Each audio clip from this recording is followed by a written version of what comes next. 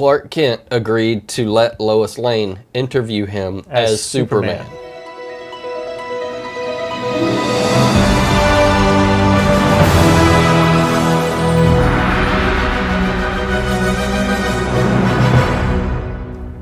Hey, welcome back. I'm Jamie. And I'm JJ. And we're going to be talking about the new Superman movie. I'm excited. Yeah. I'm excited. It was good. We both watched twice. Yeah. Because once wasn't enough. Yeah. And we needed to see it in 3D. Yeah, for sure. For sure. Yeah. Yeah, it was cool. Yeah. It was good. And Superman is one of the oldest characters, basically, for DC. And Jerry Siegel and Joe Shuster, I think is how you say it. Okay. Schuster. Shuster. Yeah, sure. Worcestershire. Worcestershire sauce. Yeah, right. But yeah, a tongue tired. Yeah, for sure. For sure. The only one that made it a tongue tire was me. Okay. So, there we go. That works. So they created this Superman character back in 1938. Okay. Nice. And so DC Comics wanted to buy it from them. And so basically they sold the rights to Superman to DC Comics for $130,000, I think. That sounds about right. That would be a small fortune back then. Yeah. I mean, that's a fair amount of money now. Yeah. But yeah, back then that would have been a lot. Yeah. And they actually gave them both $25,000 a year for life. Oh, wow. So back in 1938. Yeah, that's a lot I of don't money. know if there was any inflation. Yeah, I'm sure they had no complaints. Yeah. But they were both science fiction fans. And basically... I can see that. Science fiction is definitely woven in there. Yeah. They were both Jewish, too. Okay. So a lot of people, including me, thought there were parallels to Christ, from Superman, being like a parallel to Jesus Christ. Sure. But then it was more of a parallel to Moses in the Bible. Okay. And so since they were both Jewish, that makes a lot more sense. Sure. So Jerry came up with it and showed Joe, and they worked at the drawing board to get the character just right and filling in all the characters, Lois Lane, and sure. And they even had a friend of theirs come in so that they could draw her as the prototype. Use her as the model. The model to Lois Lane. And okay, so interesting. when you see her appearance in those comic books, whether you're searching through Google or you actually own like a genuine copy or whatever, I can only imagine. That's what their friend looked like. Okay, cool. So yeah, and we can put it up on the screen so you can see what she actually looked like, or cool. what the Lois character looked like. Yeah. So yeah, and so basically when they were drawing it, the cape showed that he was flying, because of course in drawings you might mistake Superman doing a pose as opposed to flying. Right. So I think that's probably why they added the cape. Okay. They also added the skin tight suit to show his physique, and so that's pretty much where all that skin tight stuff comes from. Okay. Because I mean, how would you know that he was muscular? How was strong? So yeah. Yeah, that makes sense. Yeah. So that first issue was in June of 1938, basically. Wow. And then it just took off. Yeah. As one could imagine. I mean, it's the whole lore behind it's very appealing. You know. So you had the comics, which still go on today. Sure. And many storylines, many villains, many worlds. It's all like very detailed, and there's a lot to pull from. James Gunn is actually the director and writer for the Superman movie. Okay. And so he's also the co-chairman and co-CEO of DC Studios as well. And he was creator of the series Creature Commandos Okay. in 2024. Gotcha. And That's the he- cartoon. I haven't watched I it haven't yet. watched it It's either, it's but cartoon. yeah. I haven't watched Yeah. it yet. And I didn't even know what it was. So I've seen it on there. I just haven't taken the time to watch it yet. yeah. So So I'm curious about it, and I want to watch it. you're gonna dive into it? Yeah, Sure. I think so. Cool. See what it has in store. Okay. But yeah, he directed and wrote Guardians of the Galaxy and also Suicide Squad as Okay. well. Was it so the newer Suicide Squad? I'm assuming not the older one. So I'm pretty sure that's right because I'm pretty sure that's right. Yeah, I'm not certain. Okay. Because I've seen both of them. The first Suicide Squad I could go the rest of my life and never watch again. But the remake that they did, I've watched it 2 or 3 times and I like it. It's Of course, it's got, it's a very adult movie. It's got a lot of adult content and language, definitely not You showed me a suitable little for bit children. of it. Yeah. I don't typically enjoy that stuff. You know? Okay. I'll watch it like once and maybe move on. Right. But, yeah. First Suicide Squad was painful to watch. Yeah, to say the least. It was like, come on, I'm never going to get this part of my life back. One thing about James Gunn is that he also wrote, he was the writer of the Scooby-Doo movies back in 2002 and 2004, which kind of surprised me. But, as he was taking over the new DCU and canceling everything else that had come before it, everybody was concerned, what's next for, Superman, Batman, Wonder Woman, Aquaman, whoever, Right. And so when trying to figure out, what is he going to do to the DC Comics universe? Yeah.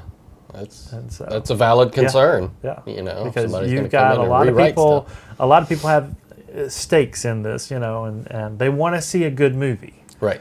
And they want to trust, somebody with it, because the last DCU, EU, I guess, was a hot mess, basically. It just did not flow well from one movie to the next. Kind of like the last 3 Star Wars movies. Yeah, I could see that. Yeah. Yeah.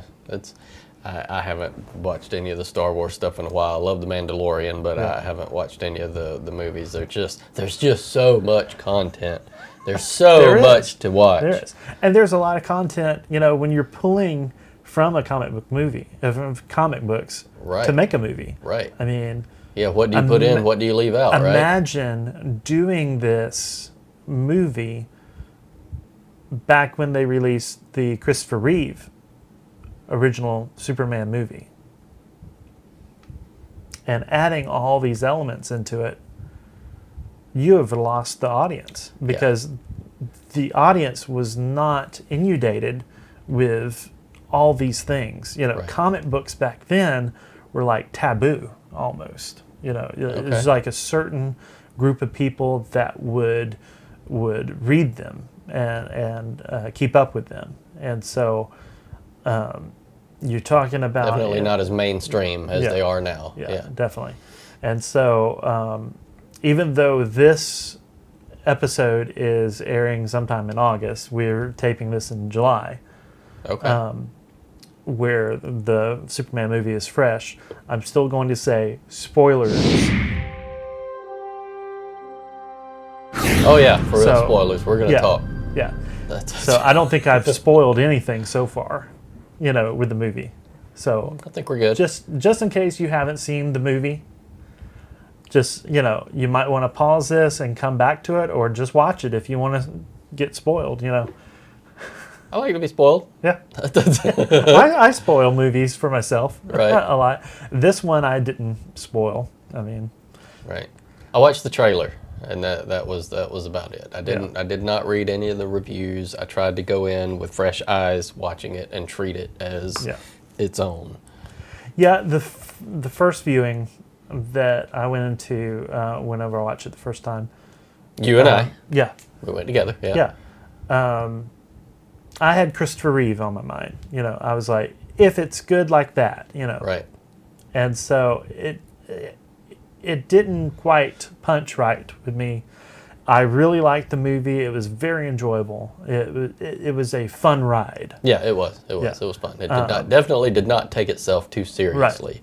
And to your point, I had a conversation because the second time I went was the 3D version, and I took my daughter, my wife and my daughter and I went, and I had to have a conversation with her going to the theater that it's not the same Green Lantern character that she's seen in the other, the other version, and it's we had to explain how they rework movies and new characters or new actors playing the characters. So that's Yeah. to your point there. You went in comparing him to Mr. Reeves. And the second time that I watched it by myself, 3D, I went through. I was like, okay, I'm just gonna watch this again, and I'm not gonna compare it, or I'm just gonna drop all my your preconceived notions about the first time I watched it and about what's hanging me up with certain things. And it was a much better experience. Yeah. Plus, seeing it for the second time, you see a lot more details, right. and you hear a lot more, right. and you understand it a little bit better. Yeah. And it was really a great movie. And I'm going to rewind back to where when if you tried to release this movie back in the 80s, okay, or 78, okay, people of the day would not get it because of the comics, and people weren't in the comics as much as they are today. Right. And so you're getting into. So you're saying they probably would not have accepted all the side characters, Metamorpho and Hawkgirl, and they wouldn't know who they were. Right, Mr. Terrific, because they were all sub characters, and Superman was the main one. Superman and Batman and the Justice League. Yeah. So that's the hardcore crew that they would have known, and as many characters as they put into this, I agree. Yeah. And even the 80s, like going into the 80s, you had programs, cartoons, for children. I think the kids of the 80s knew most of these characters because you had programs like Super Friends. The cartoons, yeah. And which I always thought was hilarious because most of the rest of them are flying and Aquaman's just running really fast on the ground. It's like, we're going to leave him behind. But yeah, and so that's what I grew up on, you grew up on, and so we knew about these characters, and we didn't know necessarily, or at least I didn't know about Metamorphosis, and no, I had never known about Metamorpho, and is that his name, Metamorpho? Metamorpho. I said it wrong. Right. So. No, either way. We actually saw we were in Walmart today and saw the Funko, and he was in there, Metamorpho, and little Joey was in there too, so it was cute. I had to resist the urge. But yeah, so watching it a second time, I really did appreciate it a lot more. And it truly is, what James Gunn wanted to do was go back and make it a comic book movie. It felt like it. And it felt is. like more of a comic book. It very much is. And I do think that this Superman, a lot of people are complaining about, well, this Superman's weak. It's become political. I think it just shows his character. This is what James Gunn wanted to show, was that his humanity, right, and what makes him him, and I don't think I still like what they did with Jor-El and Lara, his parents, having a different outcome for their son, to rule and conquer and to take as many women and wives. So that part wasn't in the comics at all. That wasn't. No, it was always Jor-El was the fatherly figure that you would think, to go and watch after them, and exactly what this Superman, Clark Kent, thought of his parents before the rest of the message was revealed. Right. And so that was more in line of what we had always grown up with, as far as like we've sent you to Earth. These people need you, and they need a hero, a savior. Right. Hence, like the Jesus Christ Sure. motif. Sure. I got it. So yeah. I did read something. Sorry, go ahead. But I'm just going to say that I get why they did that, to show and prove that his character wasn't based on what his parents wanted him to become. Right. And that he became who he was because of his influence around him, which were the Kents. Right. Yeah. Mom and Pa. Yep. Yeah. I did read something that James Gunn said that he did not want his Superman to be so strong that he could punch planets and things like that. Yeah. So he's slightly more grounded. It's Superman, so I'm not sure how you could get grounded, but yeah. So I kind of did. I respected that part because at a certain point it just becomes absurd. It's like this being. Yeah. They call Superman an alien throughout the whole movie, which it's. We won't get into that. That's one of my soapboxes, but there's not enough time for that. So I liked that he had the humanity. He had the weakness and the care, and it was, it's pretty early on whenever he was fighting the guy from Baravia when you first see him, it's the suit. So at any rate. The hammer of Baravia, yeah, right? Isn't hammer that what of it was? Baravia. Yeah, hammer of Baravia. So, I mean, he gets his butt stomped. Yeah. That's how the movie starts. Yeah. Is he loses, it gives you the synopsis, Yeah, and I've got it written here, too. I wanted to go over it, too. Okay. Am I jumping the gun? No, Pun intended? No, we're not. No, go ahead. So, yeah, I actually found myself reading this to my daughter as we were watching it just so that she could wrap her head around how the movie started. But, yeah, so it gives you it's not a Superman origin movie. No, we did not, and that's not. Another thing James Gunn said, is there's enough origin movies. He did not want to make another one, and I respect that because I've seen it. We all know it. My wife and I talked about it. Half an hour to 30 minutes to an hour to explain that, and then you have just so many minutes left that someone's going to sit in a movie theater to watch. Right. Yeah, but I liked it that the movie picked up, again, spoiler, after he gets his butt kicked for the very first time, and he crash lands close to the Fortress of Solitude, and then he does the super whistle, and then Krypto the dog comes barreling through the snow, and in true dog fashion, he wants to play. So he's jumping on him and biting at him, and it was cute. It really was endearing, from the early onset of the movie. It had all the right elements, even just from the start. It set the tone. That he's already been there. For it's 3 years ago that he revealed himself, and then 3 weeks ago he interfered with an invasion, and then 3 hours ago the Hammer of Baravia comes because of his interference, and then they fight. And then it says 3 minutes ago he lost his first battle, and then the movie picks up, and I'm like, all right, rock and roll, let's go. Yeah, definitely. It's like it established 3 centuries ago, right? That we had metahumans, and of course, I still think about back in the 80s. Would anybody know what a metahuman was? Probably not. No, that's unless you're really a comic book. I don't know when that word was nerd, actually coined. Yeah, who knows? But yeah, I love that opening title sequence. The sequence, yeah. It's just like 3 centuries ago, 3 decades ago, 3 years ago, 3 hours ago, and 3 minutes ago. Right. Yeah, it was cool. Yeah, and then, of course, and then it picks up and the movie's going. Yeah. Yep.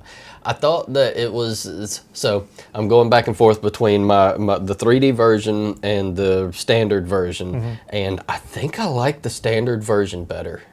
I really do. I don't think, because when I went to watch the 3D, you and I chatted a bit, and you were like, the 3D, it's you could take it or leave it. And I think that you were right in there, because they didn't utilize it enough. They didn't bring enough elements off of the screen in the 3D part. it had depth to it.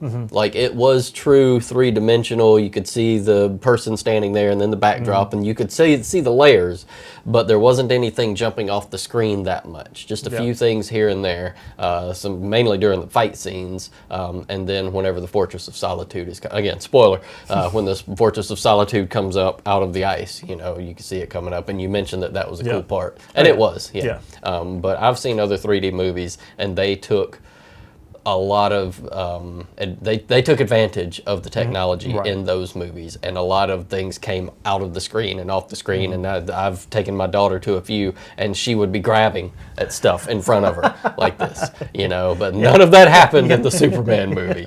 So and even before the movie starts, you know, they've got this little opening to show you, you know, the effects of 3D, and so you've got things bouncing at you and things like that. But then the theater that we watched it at, you know, it's not the best theater, but it's seen better days. Yeah.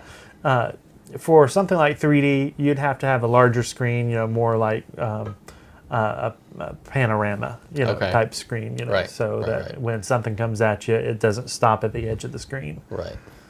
But I wanted to add that I don't know if it specifically, you know, was made, of course, you know, for 3D. Okay, it's just so that does make a difference. I don't know. For sure. No, that does make a difference. If they film it and they use those cameras and that technology specifically for the 3D, then I think that someone would need to correct me, it. you know, if I'm wrong, but I wouldn't believe that they created the movie with 3D in mind.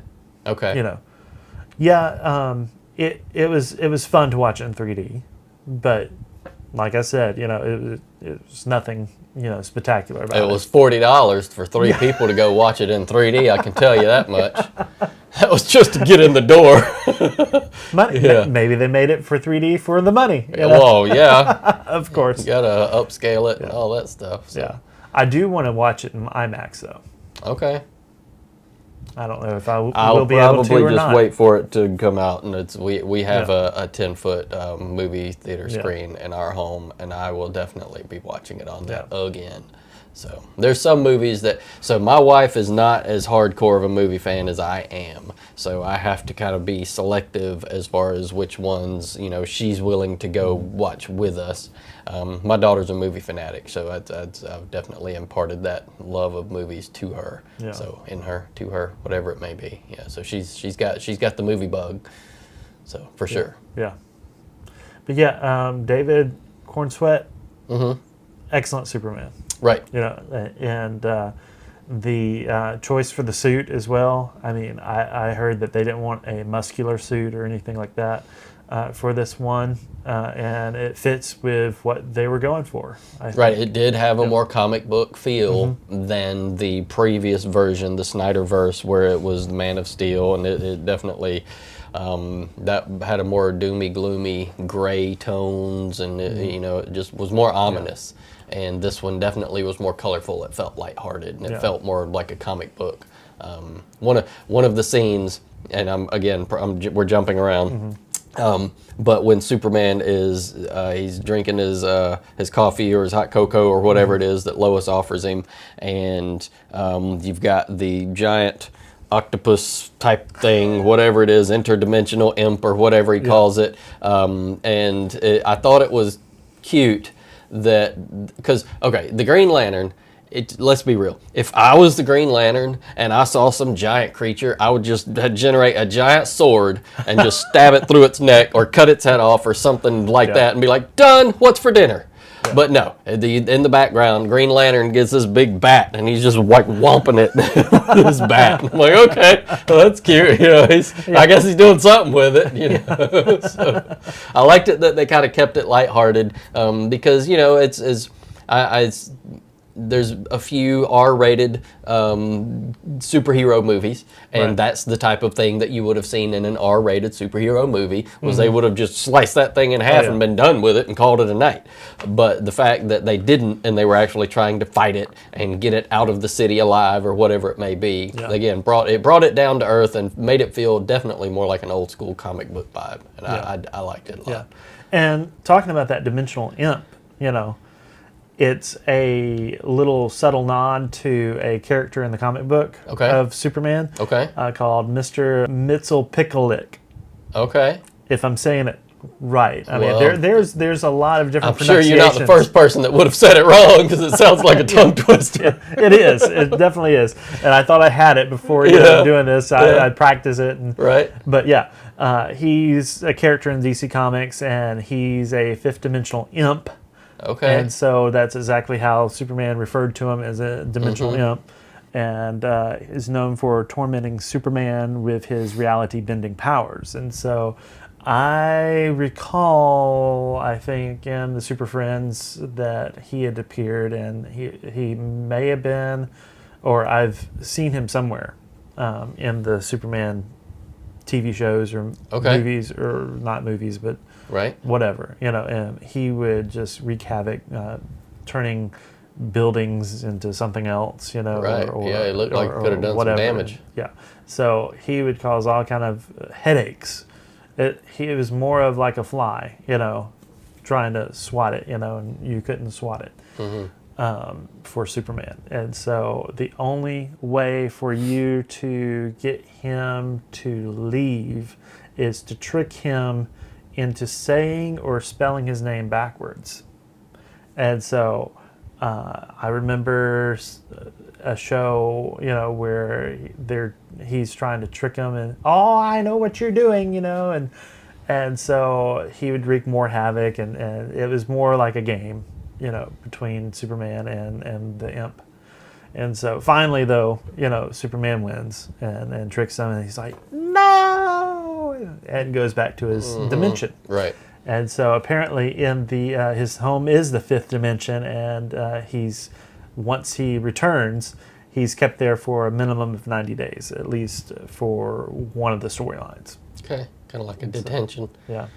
And it's crazy. You got beat and you're back. Now you got to sit in timeout for 90 days. It was more of a comical character, but clearly. And so as you see on the screen, it was a comic relief moment, even in a serious moment between Lois and Superman, Clark. Yeah. And so one of the things I and I'm totally probably jumping the head of the gun here. I don't think we're necessarily going in order. Okay. I didn't know there was an order. I'm just rocking it. We're just going. Yeah. And so when they're having that conversation, before Superman leaves, he says, "I love you." Right. And Lois can't say it back. But then at the end of the movie, when she asks, Superman, or Superman asks Lois, for that interview, and so let's go over here, and so they kiss, and then finally she says, "I love you," and so those two scenes were really special to me, because it's like, okay, now, with all that fussing that they had, arguments and things about, doing the interview. Because he wasn't prepared. What you're referencing is Clark Kent agreed to let Lois Lane interview him as Superman. And that was shocking to Lois, because apparently that was, in my opinion, that was the first time that had happened, that he agreed. And so she took full advantage, and she went for the jugular. Yeah. And she became reporter Lois, not girlfriend Lois. Yeah. And she put the screws to him. And so that was very surprising and took him off guard. Right. Basically. And so he's like, "Lois, I was safe." Yes, people were going to die. I remember that. People were going to die. Yeah. Yeah. Yeah. And so, who gives you the right, I did it, Right. So, yeah, it was very tense, It was. Yeah, it was a tense moment between them. It was definitely a test of their early relationship, because in there, he alluded, when she comes home to the apartment, he was there and he was cooking breakfast for dinner, and told her that it was her favorite, and she was like, no, that's your favorite. And he was like, "It's our 3-month anniversary, I'm cooking for you." So yes, their relationship was relatively new.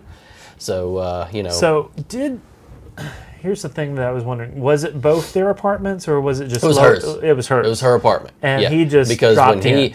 because you could clearly tell that she was That's what I she was figured. thrown off when she came home and opened the door and heard stuff happening in her apartment. She got scared and she got what she thought was going to be a weapon to use, Right.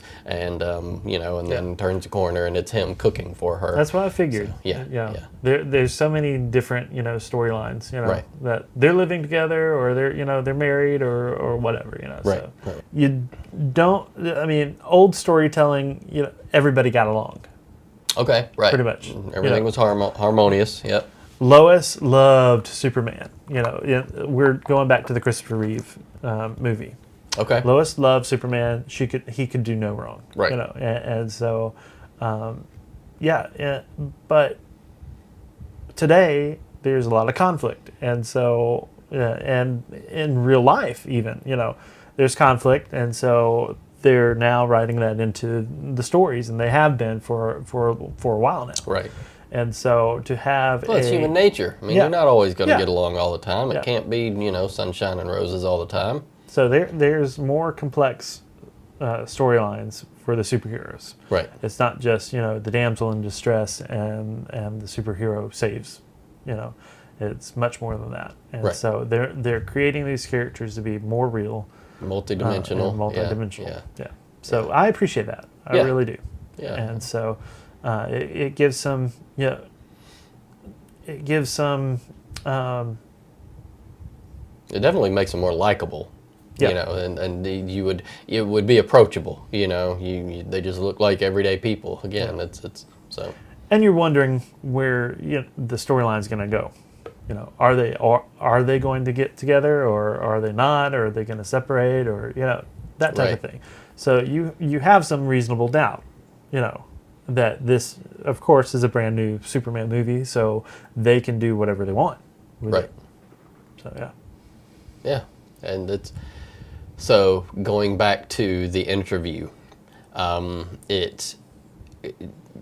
Superman, Clark Kent, he's having issues, not necessarily dodging her questions, but handling her line of questioning, and she's going into the political side of it and trying to, I guess, I don't know that it was that they wanted him to only protect America and only, like within our borders, or if it was truly, you can only do these things if the United States government gives you authority to do it. So I liked the fact that they were testing that boundary with him, because she asked, did you consult with the president? Did you consult with the, defense, anybody like that? And he said, no. And he just took it upon himself and went and solved the problem and smashed the tanks, and, no casualties, only a few people, minor injuries. And prickled the president or whoever, with the cactus. Right, the cactus, yeah, which equates to torture. That's a small amount of torture. So yeah, all these little details that they Right. now put into storylines, it makes it real. It makes it, weighty,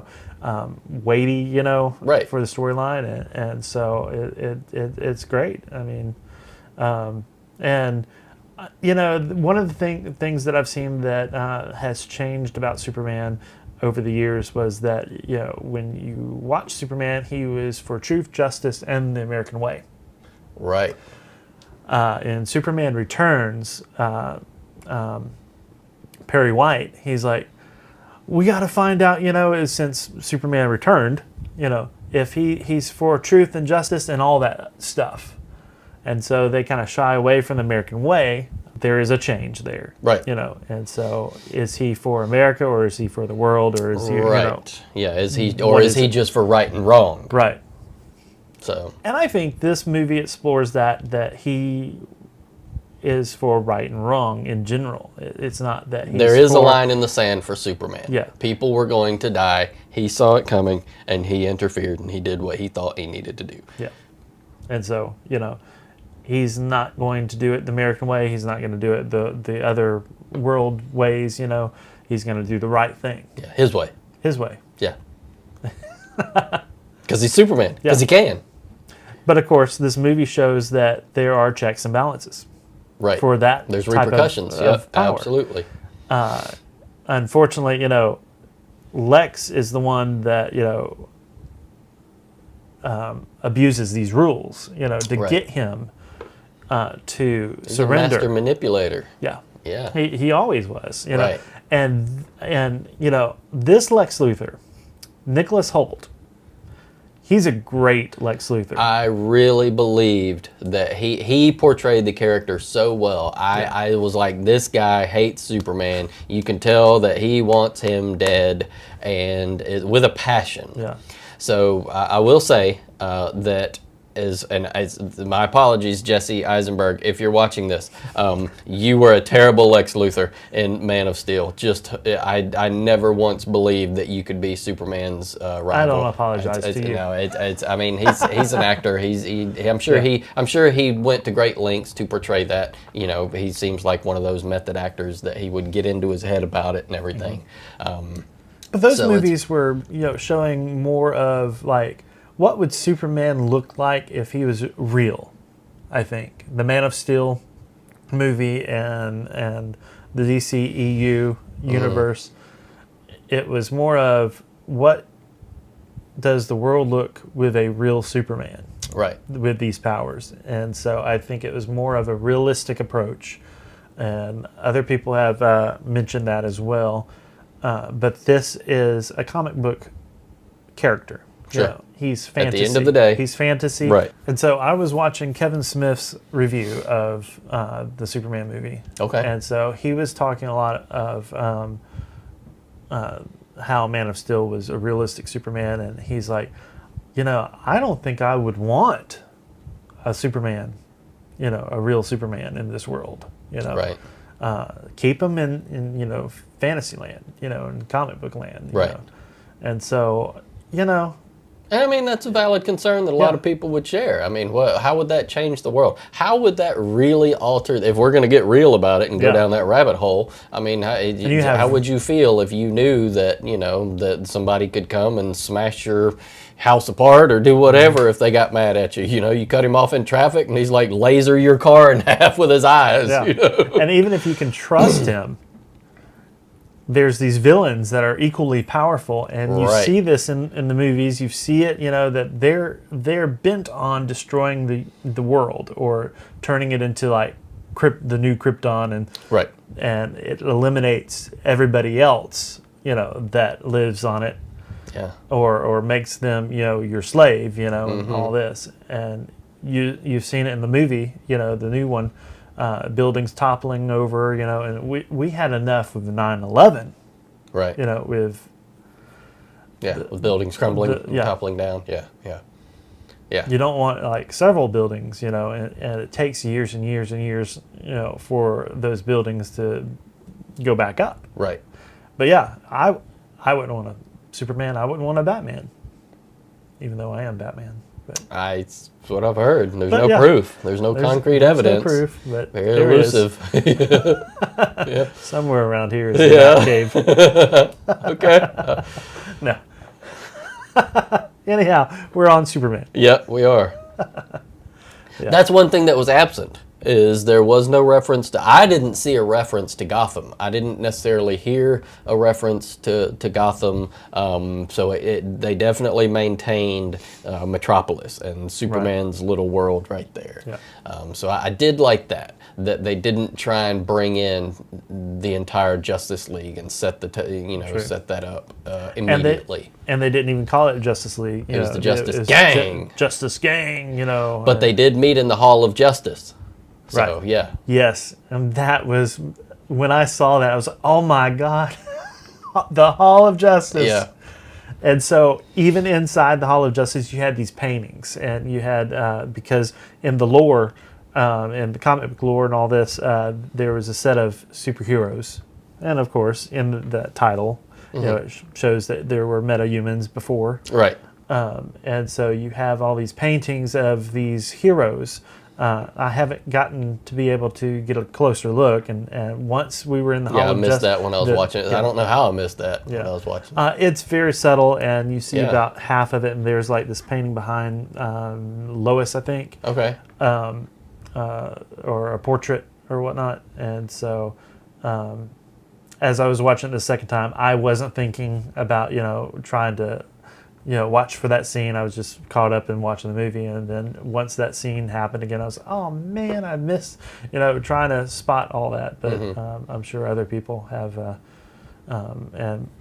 have seen it, and Right. once it gets on digital or Blu-ray or whatnot, pause button, Sure. stuff like that, and blow it up. And, Yeah. and I thought that scene was memorable in other ways. I didn't see the paintings. Of course, they call out the Green Lantern's hair, and it's been a lot of. I did read that the actor Nathan Fillion, I think Fillion, is how he's. Yeah. So Green he Lantern. apparently has a head full of hair. He's known for having, thick hair, Yeah. and so he was, all about the bowl cut bowl cut. supported it and embraced it, and you could tell he owned it, and that's the only way you're going to have to do that, if you got something that's just tacky because it's just a terrible haircut. But anyways, at the end of that scene where they're in the Hall of Justice, Lois calls him out on it. Anytime that the Green Lantern doesn't want to do something, he says it's against the Green Lantern's code. Yeah. And she says, that haircut should be against the code. And he's like, what? I can't believe you said that, So anyways, it was funny. It was funny. Well, So it didn't take itself too seriously is what I was getting at. Yeah. I was a big supporter of the bowl cut in the Okay. 90s. Well, I think had it. it had its day. So did I too. I think in 6th or 7th grade I had it. There's pictures somewhere in a yearbook that show it. Yep. No doubt. I think a lot of us did. I never had a mullet, and I don't know that I'll revisit it. I think I'm set without the mullet in my life. So. And instead of Hawkman, they had Hawk Girl, and so I believe that I want to say both Hawkman and Hawk Girl do exist. Prior to this, they didn't just make a girl version of it. Okay. And so, and it was great to see newer characters that's never been portrayed on the movie. Yeah, I didn't know that Hawk Girl existed. Green Lantern had been on the movies before. Right. Solo, basically. Which also wasn't. It did not get great reviews. Ryan Reynolds' version of Green Lantern. That is the one that my daughter knows. So that's, again, circling back to the conversation that we had. I had to tell her that it's not the same person, so don't expect the same person. It wasn't the same character either. Apparently there's many Green Lanterns. Okay. And so whoever holds the lantern in the ring, Sure. and there's a whole group of alien beings Right. that hold, Right. to... I don't know what you call it, but yeah. Yeah, the Green Lantern's code. Yeah, there you go. Yeah, for sure. But I loved the supporting cast. Right. Yeah, they did well. They did Everybody very pulled their well. weight. Everyone did well. I didn't think there was anybody weak in the show. Yeah. There wasn't a character that you went, oh, well, they were related to somebody. That's how they got in that movie. Because there's some shows you watch or movies you watch, and you're like, my gosh, that must have been somebody's nephew. Because he's terrible. So Now, Jimmy Olsen. right. I loved his portrayal in this movie. It wasn't like he was just some little stupid kid that took photographs. He was smart, intelligent, and he knew journalism. Right. And he was trying to figure this whole thing out. What was Luthor's big deal? What was he hiding? What was he up? And what was he about? And so he gets to the bottom of it, and he uses Eve Tessmacher, to His ex-girlfriend. his ex-girlfriend, which was Luthor's Lex's girlfriend at the time. Yep. And so,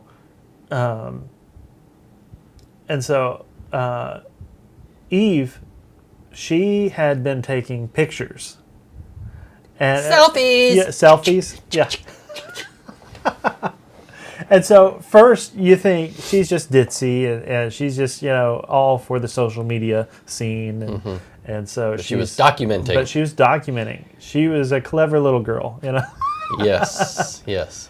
And so you don't find this out until later when Lois actually zooms in to some of the pictures and she sees that Lex wants to own half of the country. Bravia. Bravia. Yep. That's why he's doing it, so that he can become king of his half of Bravia. Yep.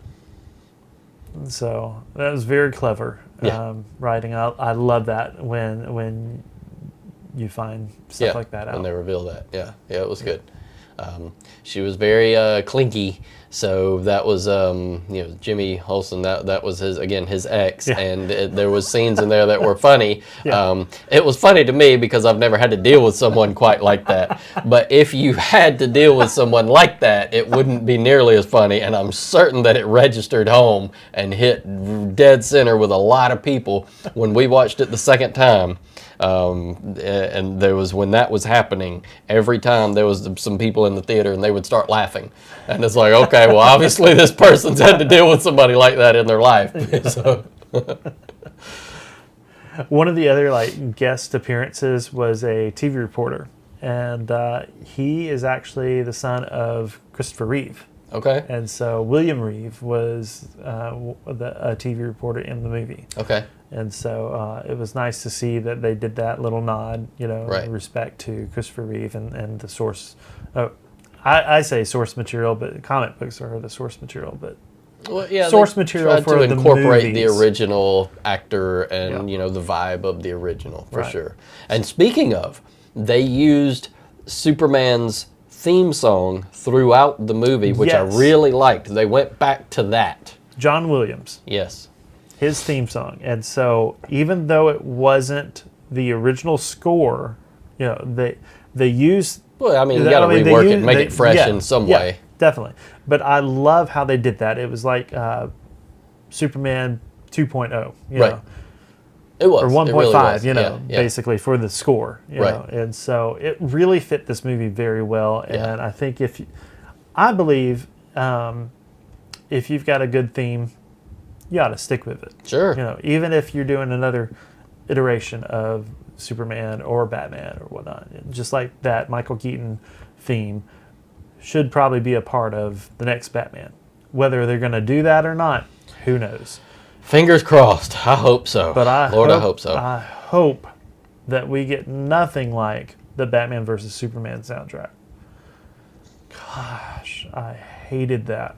And there was so a lot depressing. of things. Yeah, there was a lot of things about that last round of DC movies. The Aquaman movies were just horrendous to me. There's no amount of bad soundtrack that a good movie can. And Jason Momoa is he's a fine actor. I guess he just kind of does his own. It seems like he's just his own persona, but in the movie. So I get that part of it. But yeah, when I watched that, it was just guitar riffs. I was like, okay, that's what we're doing? It's kind of like Beavis and Butthead.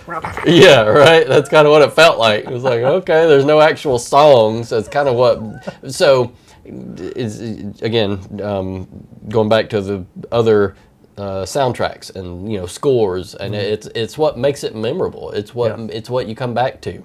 So... and again, when you hear it, you automatically think that. But there was no part of that, I'm referenced still on Aquaman. There's no part of those guitar riffs that when I hear them again, I go, oh, I heard that in Aquaman. No, it's not going to happen. So, one of the things that I enjoyed about their decision on calling it Luthor Corp instead of Lex Corp. Okay. In the comic book, it's normally Lex Corp. Okay, right. For Lex's business. Luthor Corp was what it was originally called in the Smallville TV series. And Smallville... I liked Smallville. Smallville is my go-to for Superman. I mean, I may be a Batman fan, but Smallville made me a Superman fan. I would say you're a Batman fanatic. I think fan is an understatement. You are Batman, after all. Yeah. But yeah, Superman makes me a fan because of Smallville. Okay. and just how they've kind of retold that whole story of Superman with a twist and new elements, but yet paid homage to like the Christopher Reeve movies. Christopher Reeve was in that TV series as well as a character. They had. Now, I've seen most of it, but not all of it, and I certainly don't remember it because I haven't. It's been years and years since I watched it. Yeah, it came out in 2000. I just remember it used to come on the WB. Yeah, it came out in 2001. I didn't really start watching until 2003, and that was because I had learned that Christopher Reeve was going to make an appearance. Okay. And so I started picking up on there. But of course, this review isn't about Smallville. No, it's not. It's not. But I mean, it's part of the Superman lore and the Superman backstory and the universe and his upbringing. So in that series, it was called Luthor Corp. And at the very end of the episode, at the end of the last season, last episode that wraps the whole series up, there is this earth shake or quake or whatever you want to call it, and it shakes the Luthor Corp building, and there is like these two bars that make an X that are holding the Uther from Luthor. All those, the Uther letters fall off, and you see LX Corp. Okay. And so at the very end, when Lex becomes is becoming the main villain, it reveals, the new name for Luthor Corp, I guess, because of that earthquake. And so it was a nod to the comics, and the original for that, for the Smallville. So I liked how Luthor Corp was Luthor Corp in this movie. And James Gunn said that he loves Smallville too, which I love it. And I love that he loves it. And so he also mentioned that it was Luthor Corp because normally businesses don't have their first name. It's the last name. Right. Makes sense. So, yeah. Lex was very ruthless in this. And this was a portrayal that, I mean, he's been ruthless before, especially in the comics. And he goes to all extents, to try to get rid of Superman. I think that Nicholas plays it very well. He does. And he does. Even Nicholas said he was interviewed by Michael Rosenbaum, and Michael Rosenbaum was Lex Luthor in Smallville. Okay. He told Michael that Michael was his favorite Lex. And so that impressed Michael. He's like, well, my first one is still, Gene Hackman. But, Nicholas became his second favorite Lex, Michael Rosenbaum. Right. Rosenbaum. So, yeah. And so I think my favorites are Michael Rosenbaum and Nicholas Hoult. Right. There was one part in the movie where it was close to the end where Nicholas Hoult is, Lex Luthor, is going on the rant, and he's just going off whenever he's talking to Superman through the voice box or speaker or whatever, two-way communication on Ultraman, which again was the Hammer of Bravia, but we later find out is Ultraman. So you can tell in the movie that he said those lines so many times that his voice got raspier. I don't know if you caught that. But from one scene, his voice was kind of smooth where he was yelling, and then the next, it's the same scene, but the next cutaway, it's got a real raspy part to it, and I'm like, oh my gosh, he must have said all of that for the last hour, and then that's finally the take that they got, because you could tell that his voice, it sounded strained by the end of that scene. And it was, I could tell, that he had yelled it and said it a lot, because again, his voice went from normal to having that rasp and that edge to it, So it was, it was good on him. He obviously was selling it out, and he was going for it, because you don't almost lose your voice like that if you're not going for it. Right. So, he gave it his all too. He did. He did. It was amazing to see that emotion and everything that he portrayed. And one of the things that you reminded me of was that he had, the Ultraman hooked up to the computers and everything, and so it would give the people working for Lex, would give commands, What was it, like 1,000 fight moves that he had programmed in, and he had them all memorized? That's a lot. Yeah. This gamer generation will really, understand this. Yeah, they'll identify with that for sure. Identify it. Yeah. And so, and 1A was just a straight punch. 1A! And he just kept saying it over and over. Kind of like Battleship. Yeah, right. You sunk my battleship. Yeah. That's he was on point. That's for sure. Yeah. Yeah, it was good. It was a fitting, finale for sure. And again, I didn't know that Ultraman was in it. I wasn't familiar with that character. Full disclosure, I was Marvel all throughout my childhood, and DC was just kind of in the mix somewhere somehow. And I'm opposite. You were opposite, yeah. So I think that helps here. Yeah. So I had no idea that Ultraman was part of it. I didn't know that it was, that it was his clone in the movie, so I thought that was cool. When they revealed that, I was like, ooh. Yeah. And I actually learned about the Ultraman origins from Smallville. Okay. Because in the last season of Smallville, Clark gets trapped into a parallel world, and in this Superman movie, he is a clone of Superman. But in Smallville, and I think also in the comic books as well, he is an alternate dimension, Superman that got part of the multiverse line of pretty thinking. Much. Yeah. So in Smallville, Clark is raised by Lionel Luthor, Lex's dad. In the alternate. Into the Kents. Ultraman. Okay. And so he gets raised by Lionel, and they suppress the Fortress of Solitude in that episode. And so Clark never gets to be who he's supposed to be because Lionel is trying to use him for his own purposes. Sure.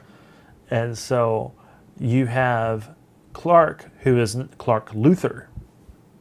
He's killed Lex, and so he is this Ultraman persona. He goes around and wreaks havoc, and so everybody knows that Clark is Ultraman as well in this alternate dimension, and so that's part of the premise that I understood, that he's just another Clark from an alternate timeline. And I mean, I that makes sense. And they can't. How would they explain that in this movie? So I think they had to make that change. Well, and it fit. I think it could have fit the other way too, because I mean, you're talking about Lex making a pocket dimension, and so the pocket dimension is also something from comics as well, but it's not Lex's personal prison that he created. Pocket dimensions in the comics can have planets and inhabitants and all kinds of other creatures, that Superman explores or whatever, or whatever I'm not familiar with it in the comics. I've just read it. Right. So Ultraman could have come from there, but having it a different story, where he's his clone because Lex had found a piece of his hair, to clone it from. Right, get his DNA. Yeah. Which is how they get into the Fortress of Solitude, which is how they decipher the second part of the message, and how they destroy his cyborgs, his robots, his Superman robots. Yeah. Hello, Superman robots. Right. Very simple. Gary. Yeah. And I think that humor that's like it's supposed to be humorous for Superman to say hello, Superman robots, because that's something that you would find in the comic book. Right. Just dry humor, like that, just very plain, simple language, and so if people aren't getting that humor, right, then they're not getting it. Yeah. You know, it's a comic book movie. And it's down to a science. There's I forget the actual statistic, but like when you're writing a speech, they say that the experts say that you're supposed to include a joke or something to break it up, and some sort of anecdote at certain intervals, certain time intervals, and that laughter, that round of laughter gets everybody locked back in for the next round. Yeah. So yeah, I get it. I mean, I think they did well. It was subtle comedy. The garage door when they're leaving the Hall of Justice and they go to get Mr. Terrific's spaceship, and instead of the garage door just going boop, it just takes forever. It's like your slow motion garage door coming up from 20 years ago. The motor sounds like it's going to stop at any moment. When they cut to that scene, I knew exactly what was going to happen, because it's like, this is a comic scene right here. Right. And Lois even is like, you can have a spaceship but not have a faster garage door opener. Yeah. Oh my gosh. And it worked. Yeah. It worked for him. So, I definitely like that. You got to have the comic relief spattered in there. So that was it. That was when she was leaving the Hall of Justice. She made the quip about Green Lantern's hair should be against his code, and then Mr. Terrific follows her out, and then they he agrees to help, and then they get the garage door part. That was pretty good. Yeah. I liked the scene. I liked it all, but referencing the scene where they're tracking Superman. And it's got like the 3-dimensional holograms, of him going into the pocket dimension generator. I don't know, whatever you call it, the machine that created it. And then he puts her under this little protective dome, and then he dispatches with all of the bad guys that are on their little base and in their camp and everything. And she's just amazed. You can see that she is just in awe about how they really do fight and how one of them can really handle so many adversaries. Yeah. So I think they did well with that. Lois in general as a character is a very strong individual, and she is very intelligent, and I love about this iteration of Lois that she is very intelligent. She's even operating a spacecraft. Right. And so because it's intuitive. Yeah. It's intuitive. That's what Mr. Terrific says. Well, yeah, but she's still operating it, Yeah, I thought that was interesting. She sits down and she's like, "It's intuitive, right?" Bloop, bloop, bloop. She hits the buttons, click, click, click, click, boop, boop, boop, boop, and then the things come up. She's like, "Oh yeah, I got this." Yeah. And the whole time the dog's in her lap, But still, it's like you have like a secondary character that doesn't normally would see them do something like that. Right. Especially in the Superman movie, I guess. Or at least in my expectations, shame on me, I guess, for thinking that. But yeah, I loved it that she was able to do all these things, and she's such a strong individual, and Jimmy as well, and they both work together, and I loved the scene with Perry, telling Jimmy, let's write it. So he's got the laptop and the spaceship and everything, and then Lois is like dictating to him, and they're all working together, and then they check it, and Perry's like, send it, and so check mark, to publish it and on the web and everything, and Lex is done for. Right. Everybody sees that. Lex and they learn that Lex is a traitor. Yeah. Yes, and then they made Lex cry. He cried at the end. His plan didn't work out. He's gonna cry. He was so. I get it though. Yeah. He was so involved and had so much up against Superman that he knew without a shadow of a doubt that he was going to win. Right. That nothing was going to get in the way of his plan to kill Superman. Right. And yet, Superman prevails. Right. And I think that probably maybe is a message, that good prevails, Right. and that humanity, in the end, as much evil in the world that is in the world, Sure.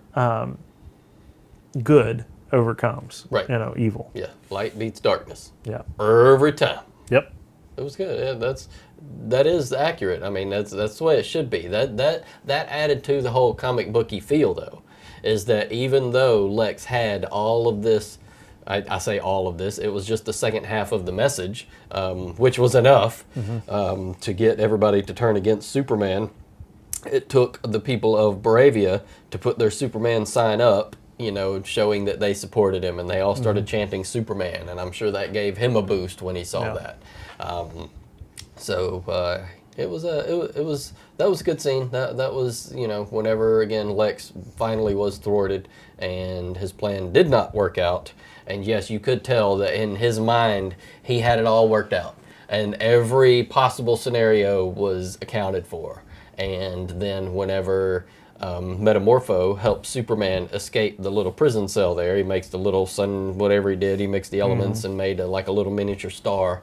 And then, of course, Superman rescues his son Joey, and then they have to go through the plasma river and all that stuff. Yeah.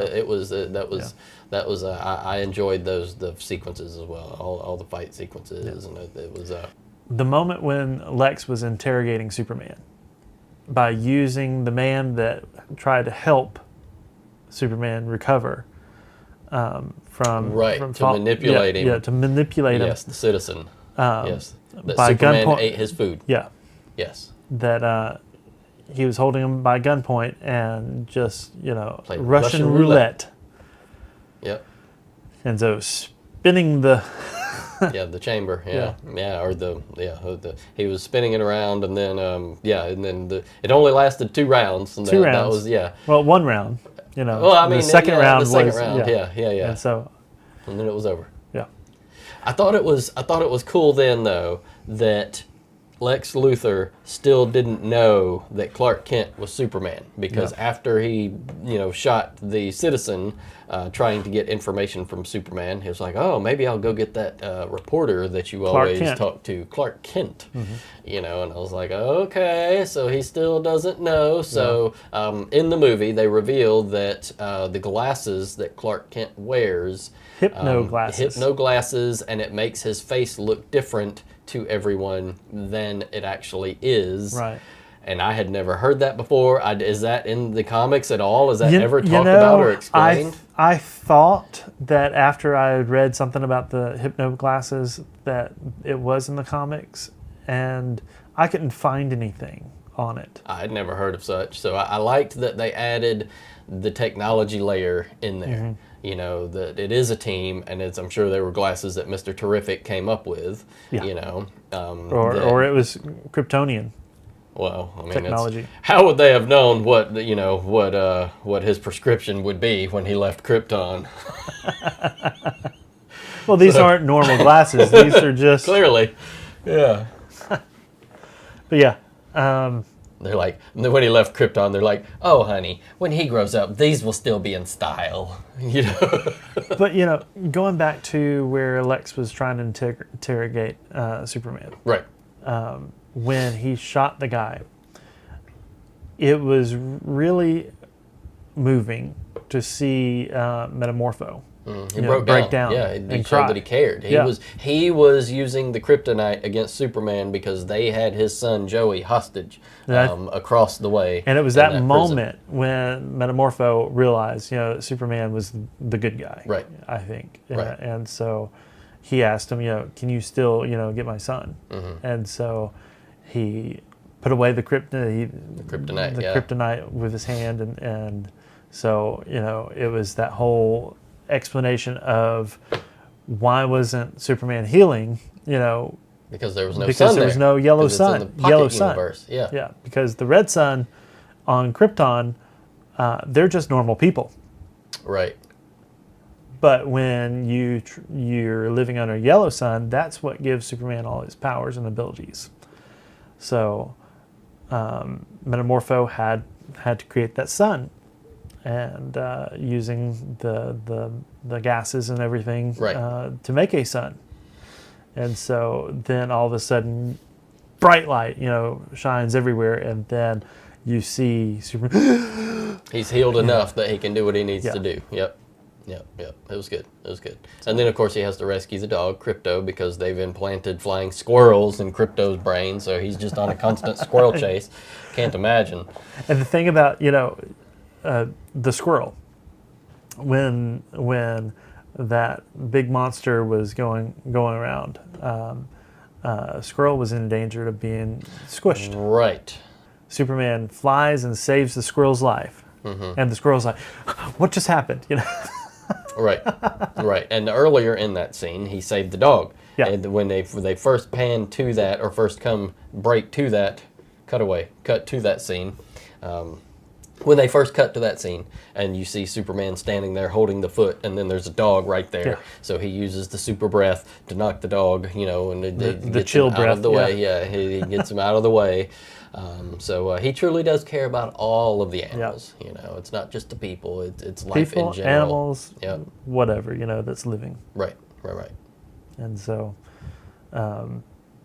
it was quite a magnificent movie. I liked as it. far as like, I hope it holds up to time. Yeah. I think it will. and then with the Pocket Universe, They still never addressed that. They didn't go rescue everybody from the Pocket Universe yet. they did. Oh, because- that's right. At the very end, they're all coming out. That's right. I they're coming remember out. now. Yeah. So, Okay. And you see Eve come out, and, That's and right. Lex's You're older right. girlfriend that he locked up, and Because she made a blog about him. yeah. Yeah. And so you see, the Pocket Universe, tearing apart the Earth, Right. of course, and so, of course, when you're you can't make sense of it. Like this is, well, that could never happen. The world would just like be destroyed. Well, it's a comic book movie, Right. Right. So you got to put things in perspective, suspend your disbelief. So. And that's the only way that you can. This is the only way that you can enjoy this movie, I think, if you're stuck with past expectations of Superman. Right. You've got to walk away of any expectations and just enjoy the movie for being a movie. Right. Yeah, and that's that's hard to do. It's really hard to do, Yeah. especially if you've seen all of the other versions of the movies. It's difficult to not make those comparisons. Yeah. And I had to do that with Smallville. There was a lot of changes in Smallville, to the Superman character. But they did it in such a fresh way that I loved it. Right. And they do this movie in such a fresh way that I love how this movie was written and how it was executed. And the effects, I think, were great. Yeah, I liked it. The special effects, the CGI didn't look like cheesy CGI. It looked like they took their time and it was quality, and that they were invested in the product, and they wanted it to stand the test of time. Definitely. One of the things that I think they might have could done differently was Jonathan and Martha Kent. I think If you've only got one qualm about a movie, it's a pretty good movie. If that's the one thing that you're going to pick apart, then overall, I would say it was pretty good. they were portrayed as country bumpkins. And they're not. Right. They are farmers. They are from Kansas, but it just, I don't know. I think they did it. I think they did it too much.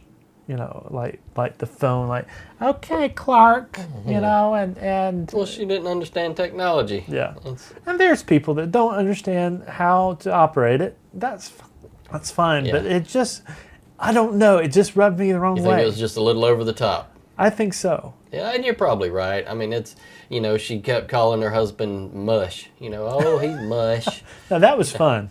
Yeah. I like that part. It just does it with me with some things. Right. I don't know why, but Yeah. it just did, and I would have enjoyed seeing more of Martha and Jonathan. Right. I think that would allowed me to accept some of this stuff. If they mixed it up with these are sensible people, and they are. Mm-hmm. But they're a little countrified. Yeah. And little yeah. country bumpkin. That's Yeah. fine. There's variety is the spice of Yeah. life. So I mean, they can't all be city folk. I know, but So yeah. yeah. It was. I thought it was a good mix. I thought that the actors that played his parents did well. Again, everybody did, a fantastic job. Yeah. I didn't think there was any weak, characters or, any weak portrayals. I felt like whenever they did take Superman back home and Lois finally got to see his room Yeah. and, why he likes the mighty crab joys, is that what it was? Something crab something. joys. Yeah. Yeah. So Some rock group. Yeah. Their version of a radio Yeah. rock group for sure. Yeah. Yeah, it was good. I like the way they wrapped it all up. I like the way they Yeah. tied everything in. Again, overall, I definitely watch it again. There's some movies that I could go the rest of my life and never watch again. Yeah. But I'll definitely revisit that one. I'll watch this a couple of times. Yeah. Yeah, Yeah. for sure.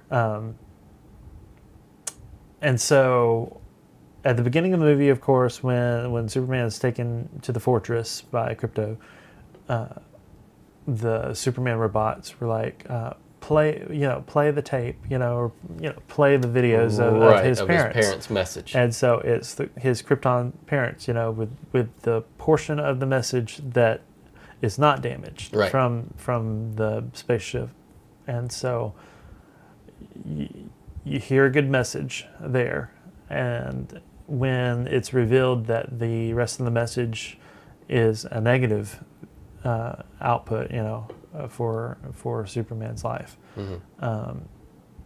Thankfully, he doesn't accept that, because Right. of how he was raised by Martha and Jonathan Kent. Right. And so, at the end, when he goes to the fortress, the robot is like, It's snippets of his childhood on Earth. Yep, and it's got Mom, Pa, Kent in there. Yeah, I liked that too. I liked that they came full circle and they switched it from, the Krypton message to the, his memories, Yeah. and they even said that, this is the first time he's seeing this. So, and then of course you got Gary, the robot that wanted a name, and then, what about Gary? And Yep, then it worked out. Superman calls him Gary. Right, worked out well. So, I liked the cameos in it. The first cameo, of course, was his parents. That was Lady Gaga and oh my gosh, I'm drawing a blank for his name. But either way, everyone would recognize him. At any rate, I liked the cameo of the Peacemaker. I've watched that series on HBO Max. Again, not for children, but it's a funny series. It does not take itself too seriously. And in his cameo, John Cena playing the Peacemaker, was talking there. And that was fun. It was fun. I think everything worked well. I think the chemistry was there for a great movie, and they succeeded. And Sean Gunn, who has appeared in Guardians of the Galaxy and the Suicide Squad, he makes an appearance as Maxwell Lord. And so I don't recall if he was during the movie, but I do remember at the end he appears. He says, the one thing both the left and right can agree on is that Lex Luthor sucks. Mm-hmm. And so that was a good line there to wrap everything up Right. with Lex. And so in the comic book world, Maxwell is a supervillain and a businessman who appeared in Justice League #1 Okay. in May of '87. And so he has metahuman abilities to control minds in the comics. So they're just setting him up, for another villain, I guess. Okay. Possibly. Right. They may take him down a different path because, Because why wouldn't they? yeah, Ultraman was supposed to be, from an alternate parallel universe, and he was a clone. One thing that I can see happening is that since Ultraman was sucked into the black hole, he will come back. He's for not. He's sure. not dead. He'll come back, but he'll become Bizarro. Okay. He's a character in the comics that is like the opposite of Superman. He's still Superman, but he's got a white face. He's got the Superman logo is backwards, Okay. like a mirror universe type thing. Makes sense. So a lot of people are assuming, and I'm one of those that are assuming, that he'll become Bizarro. Okay. Some of the other, like the current, or well, it was current. It just wrapped up, I think this year. Superman and Lois series, TV series. Okay. They had Bizarro in it, and he turned into Doomsday Okay. and killed Superman. Right. I remember that. He killed Doomsday. That was a different way that they handled Doomsday and Superman and Lois. Doomsday was just this creature. You know, he wasn't Bizarro or anything, but Right. they do things in the series and the movies, just change it up a little bit. I mean, you have to make it for the screen. Yeah, You know, not everything can come off the page and work on the screen. right.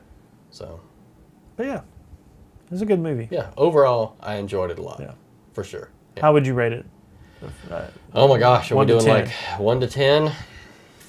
I mean, no movie's perfect, right? So, I mean, you can't give it a 10 out of 10. There's going to be some flaw somewhere, something they could have done different. I'd say, I don't know, 7.5 or 8. I liked it a lot. I would say 8. Yeah. Yeah. Okay. Yeah. So we're in the same Yeah. league there. Yeah. Get it? Boom. So, What did you not like about it?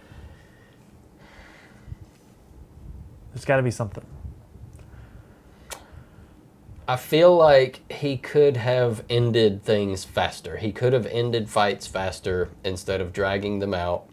Knowing your abilities and knowing what you can do and then not doing it, and, you know, it just, to me, again, whenever he probably could have used his laser eyes and cut that giant creature in half or cut his head off while he was flying around looking at it and just ended it all right there, but then there would have been creature blood and guts everywhere. So what do you do, right? I mean, so I think that's it, is they definitely stuck to the comic book side of it a lot, and that worked for most of the movie, but there was a few things that they could have done different. But again, had he done that and had he just totally annihilated the thing in the first 3 seconds, then it would have been anticlimactic, and it wouldn't have made for a good fight scene, and he wouldn't have been able to rescue the squirrel and the dog and the person and all that.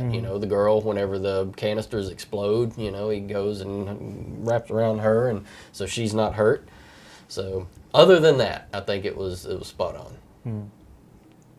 And we already know yours. Yeah. Mom and Pa Kent. Yeah. Mom, Paul Kent, and I think turning the Kryptonian parents into villains. Right. Yeah. I understand why they did it, but You got to have conflict. yeah. But still, they're not villains. Oh, I get it. And, Can't make everybody happy. Well, they kind of did that with Smallville too. They played Jor-El as a villain at first, but in the end, it was all for Clark's good. Okay. To turn him into the superhero that he needed to be.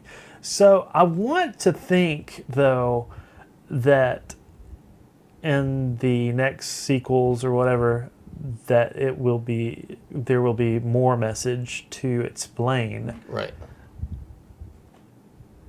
what Jor-El meant.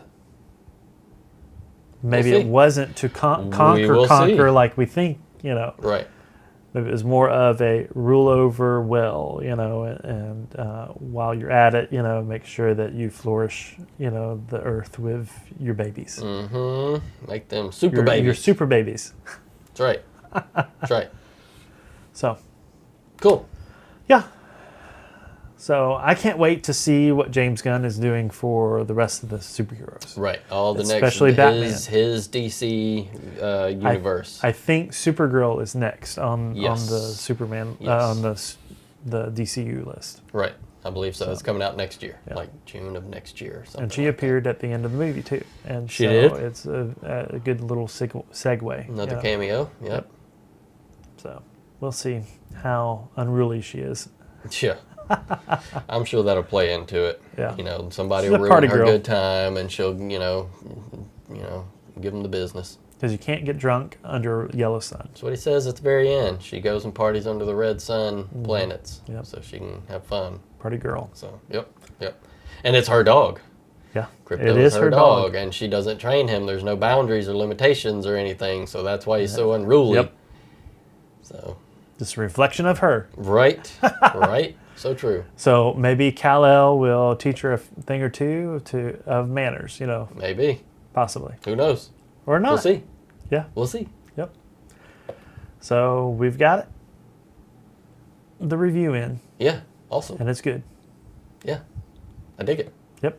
I do too. So we'll see you next time. We will. Hope you join us. Have a great day.